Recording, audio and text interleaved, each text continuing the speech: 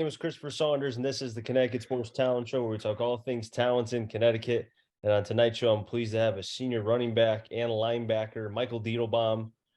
Michael, thanks so much for coming on. I appreciate it. Thank you for having me. Appreciate it. You know, these interviews I will be having for people who will be watching this, I'll be interviewing both Ansonia, Naugatuck, and then career and will be players to kind of preview the pre-Thanksgiving Day Eve and games that will be happening in just about a week plus. Mike, you've been a part of now a couple of Thanksgiving Day games.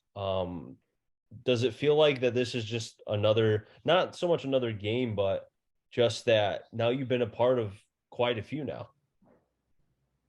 Yeah, it's definitely more used to it now, but still Thanksgiving game and the rivalry, it still carries a lot of meaning.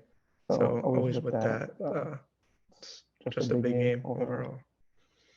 So before we get any further, as far as with this game, and there's a lot on the line. I mean, the numerous conversations I'm going to have with Ansonia and Naugatuck players, I'm going to really get a sense of how much this game means to every single one of you.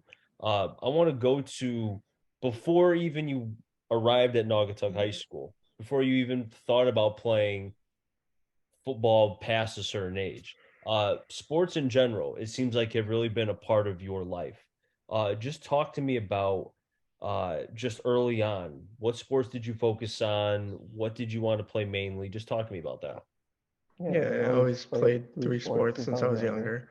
And early on, it was more baseball, travel ball, little league, school sports, middle school. And every sport carried a lot of meaning to me. I always focused on each one with each season a lot.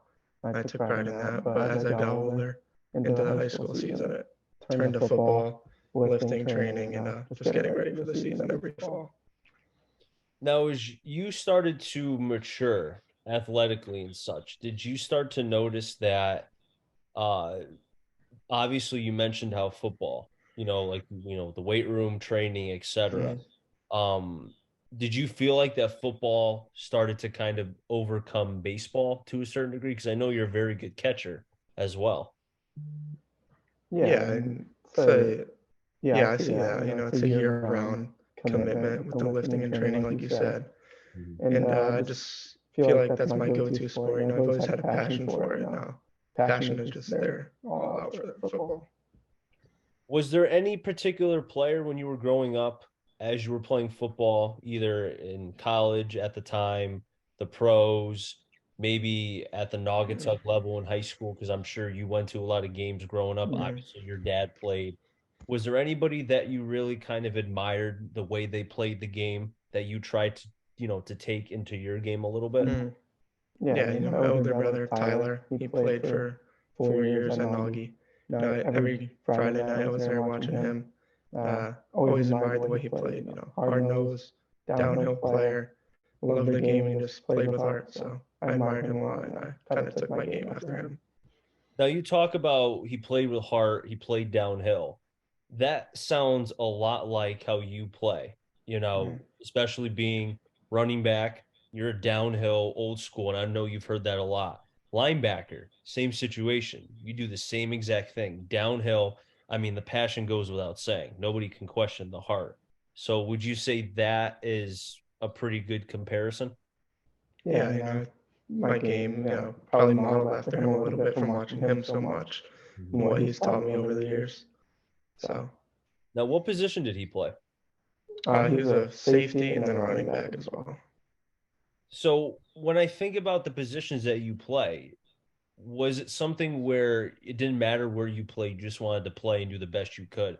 Or did you grow up wanting to be a running back like your brother, or potentially now, not potentially, but you are a linebacker?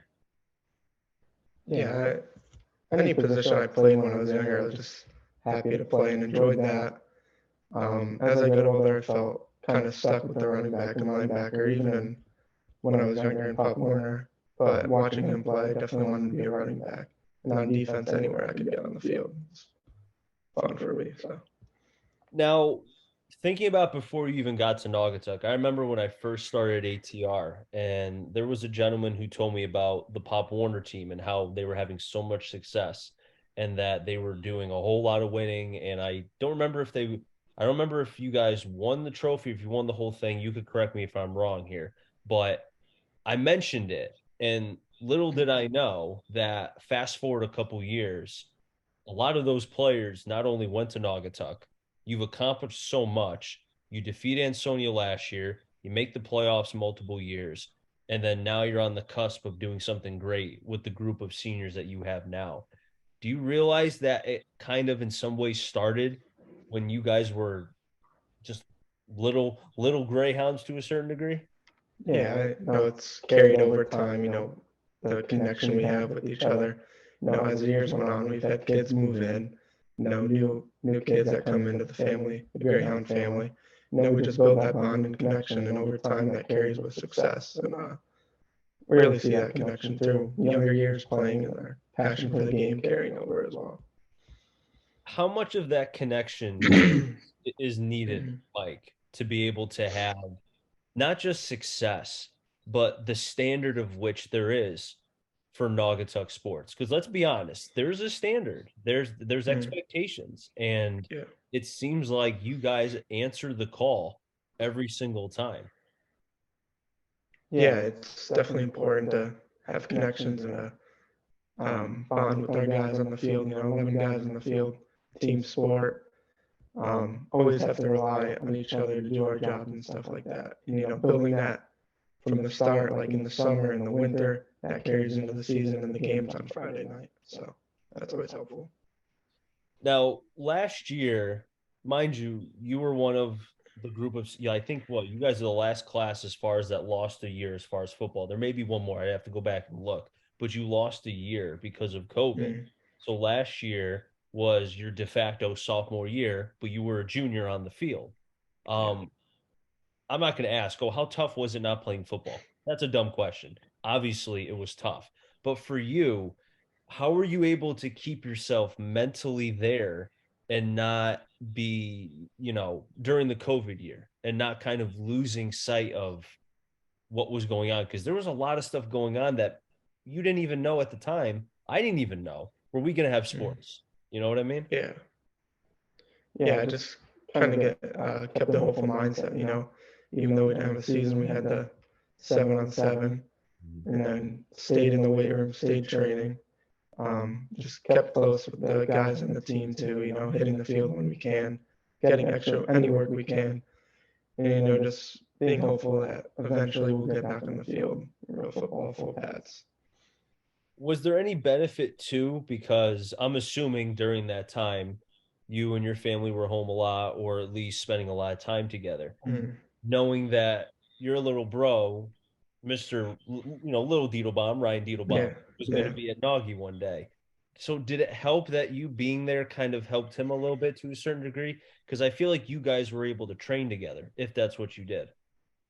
Yeah, we there was times where we went and trained together, and I think that's definitely helpful. Him having someone at that level to look up to see how the transition from a younger football standpoint to the next level.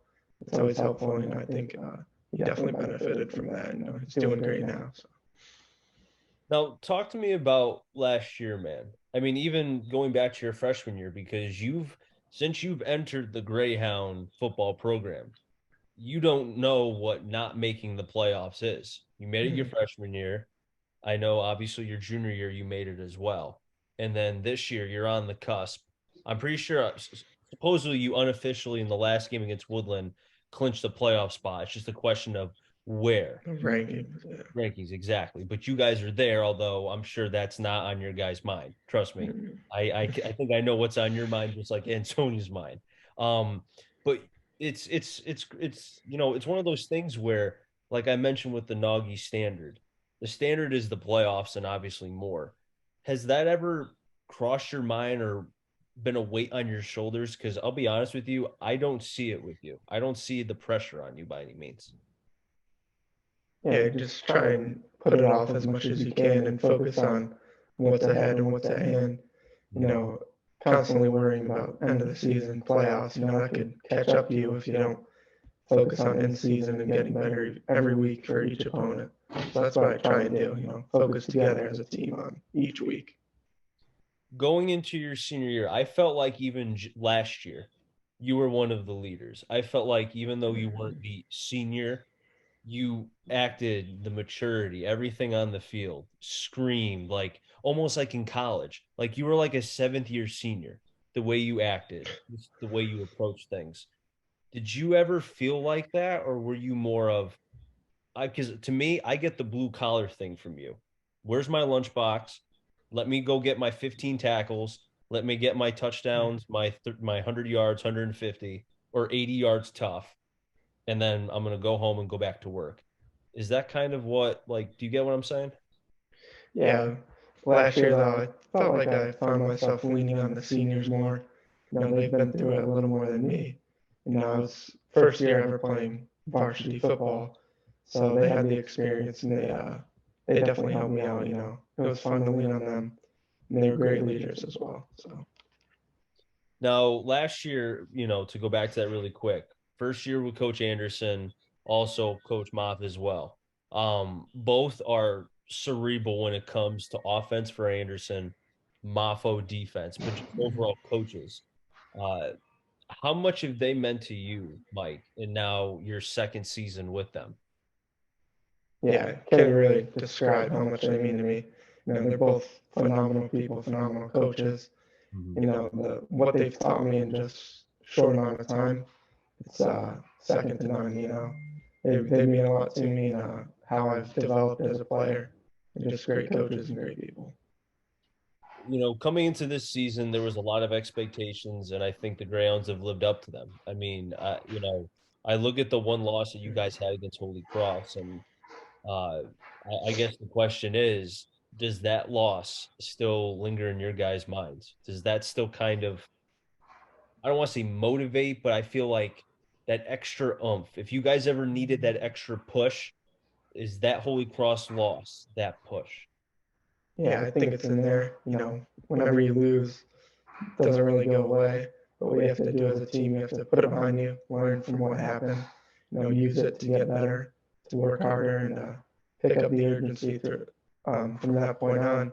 I think we've done a good job of that, moving on from that loss and just building as a team and creating a new sense of urgency for the rest of the season. What were the takeaways from that Holy Cross game that you can share? Was there anything in particular that you feel like you and your Naughty Greyhounds were able to take and kind of insert that into now the games that you've played since then? Anything in particular? I think just our attention to detail and urgency, just things that sometimes taken for granted could come back to bite you. But when you really focus on them and elevating those levels, it really helps down the stretch.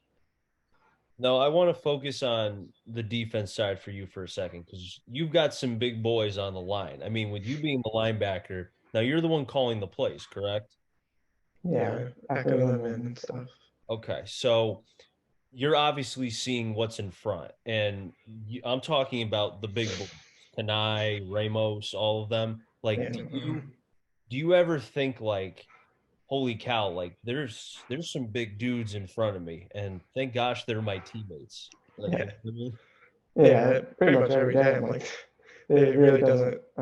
Don't get used to it, at this level. There's some big kids, and they always do a great job Mhm. protecting me and running the ball, making holes even on defense. They're always doing a great job, making my job easier, making everyone else's job easier.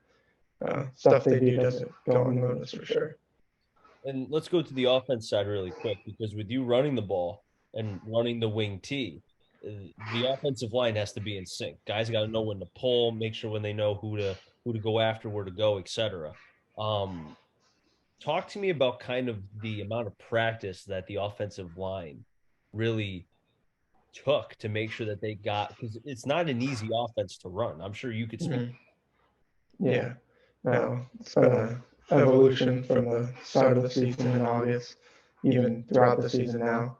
Every day working with that, building chemistry, building their rules, and just getting better every day. They're amazing. Now, the Woodland game was the first time, even though I forgot to mention it, and I texted you and I said I can't believe I forgot.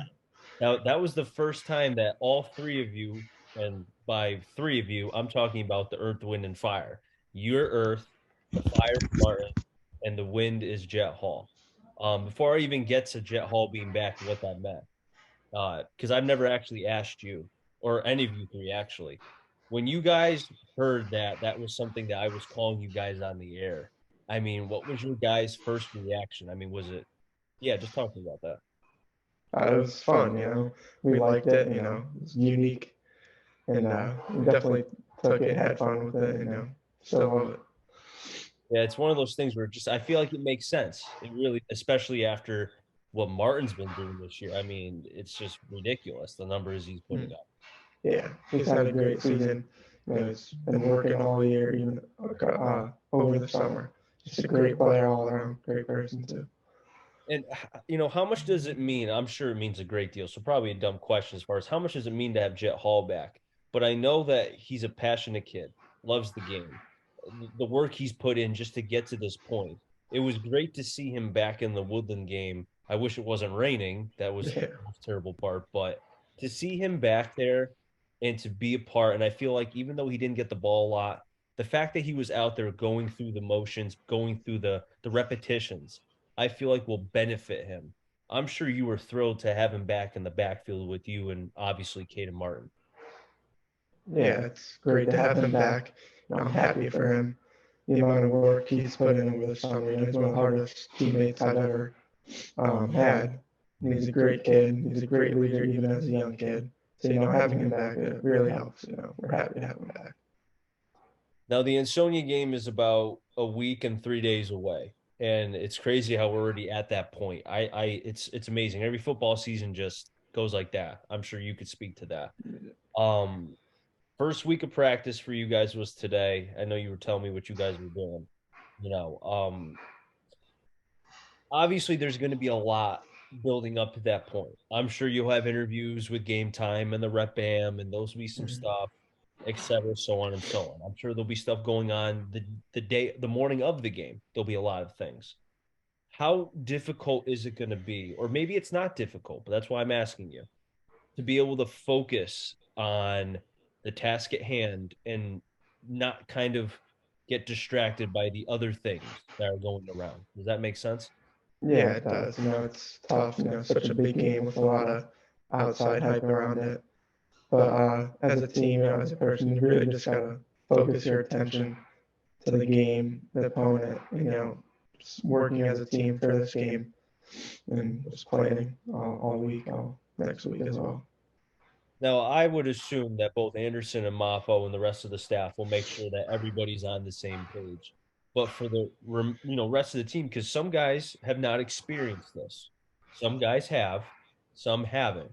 So, do you feel like that the staff will be able to kind of keep everybody not in check, but just remind everybody, like, hey, a little bit focus here. Like this, Mm. this is different. This is for not just seeding in Class L, where we could have a home game in the playoffs, but also too, there's an NVL title on the line here, guys. Does that make sense? Yeah, yeah. They always do a great job keeping our focus, getting on us when we're kind of losing sight of that. And I'm confident that they'll have us ready to go. Mike, I really appreciate you coming on. There's been a lot of fun talking with you. Before I let you go, you know, again, I go back to what I said. It's crazy how fast. I remember you was a freshman. You're a senior now. Everybody just keeps growing up, and I'm getting older, getting gray hairs left and right. Yeah. Um, what has it meant to you? And I know you still have basketball, and that's going to be fun to be able to do those games. Um, what has it meant to you? And hopefully, you still have more games left as a Greyhound. I don't want to make this like this is your last game and that's it. That's not the Yeah. case. But what has it meant to you to be a Greyhound football player? Yeah, it means so much. So it means a lot to you. It means a lot. Yes, sorry, I bugged out there. No, you're good. I'm I'm just honored to be a part of it. So much tradition and history comes along with being a Greyhound. Being able to wear that garnet gray Friday nights and being part of the culture here. It's so much fun. Now, one more question before I let you go too. I noticed on Twitter that there was a fight song, if I'm correct, that you guys were chanting after the game when you got the trophy. You got the George Pinot trophy. Yeah. What was that song, and can you repeat it? Because I thought that was pretty cool. It's the Greyhound fight song. I think it was, it's after the Yale fight song. It starts with the Greyhounds, rah, rah, rah, and it just goes from there. It's a tradition after winning games for us. So if you guys are able to beat Ansonia, I feel like that will be heard for about 3 towns over. Is that correct? Yeah, if we're able to do that, should be fun. But I know there's a lot of work that's got to be done, but Mikey, I really appreciate you coming on. A lot of fun being able to discuss this with you and also learn a little bit more about you. Best of luck against Ansonia, and hopefully we'll be able to have you guys for the playoffs and obviously basketball, as well as far as with your season coming up with that as well. yeah, thank you for having me again. I really appreciate this and everything you do for us. So No problem. thank you for having me. I'll wrap things up here in the Connecticut Sports Talent Show. So until next time, stay safe. And remember, CT stands for Connecticut Talent. I'm a journey to find them all. Enjoy the rest of your day, everybody, and be well.